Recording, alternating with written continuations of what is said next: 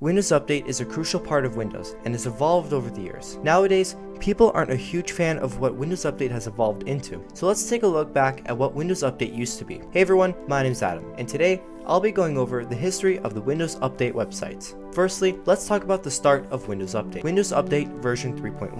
Back in 1997, Microsoft released the very first version of the Windows Update website, version 3.1. This would go on to support Windows 95, Windows 98 First and Second Edition, Windows ME, and Windows 2000 Service Pack 2 and below. This website offered a good number of updates and could easily be accessed on the web. The UI was very simple and wasn't overcomplicated at all. Fast forward to the year 2001, and Microsoft released their new version of the Windows Update website, version 4. This version launched alongside Windows XP and had a revamped UI similar to Windows XP's UI. This version would drop support for Windows 95, leaving Windows 98 First and Second Edition supported, Windows ME, Windows 2000 Service Pack 4 and below, and Windows XP Service Pack 2 and below.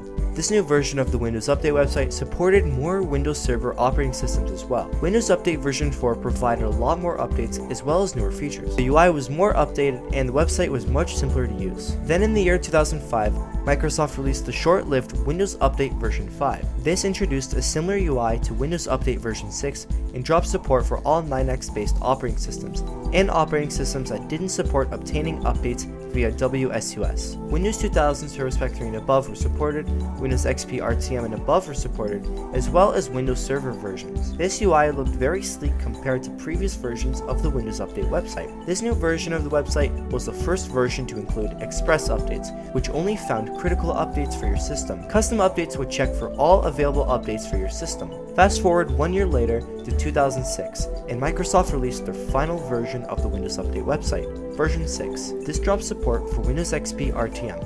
And that's it. The UI was slightly changed from Windows Update version 5 and also introduced the first and final version of the Microsoft Update website. Microsoft Update was a way to check for updates for Microsoft related apps like Microsoft Office, Visual Studio, and plenty of more apps. You could even install Microsoft related software like Microsoft Security Essentials and Windows Live Essentials too. A little known fact is that there was a separate page you could access to install Microsoft Update to Windows Update on the control panel, which is also known as Windows Update version 7 for Windows Vista, Windows 7, Windows 8, and Windows 8.1. So with the release of Windows Vista a year later in 2007, Microsoft changed the way Windows Update was used. Instead of updating through your web browser, you could go to the control panel as mentioned before and update through there. Microsoft continued to use this method all the way up to Windows 8.1, where in Windows 10 and above, it was moved to the Settings app. So Microsoft didn't see a point in updating the website anymore, so it just sat there alongside the other versions of the website for years. Until late 2011, where Microsoft finally decided to pull the plug. They took down every single version of the Windows Update website except Windows Update version 6 and the Microsoft Update website. As of 2023, these two websites are still online, but to access them, you need to make some system modifications.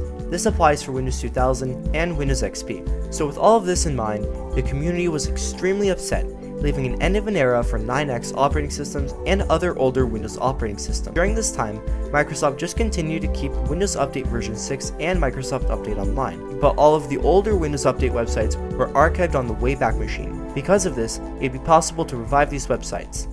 And that's what we did. Nearly over a decade later, on March 10th, 2022, a user by the name of WU Lover on MSFN created a forum dedicated to reviving these old websites. With a growing community and tons of people working hard, it was possible to revive and rehost the Windows Update version 3, 4, and 5 websites. The good news is that all of these websites have been modified to work again. Myself and other channels have made videos about this, which is really exciting to even think that it's even possible to update these older operating systems again.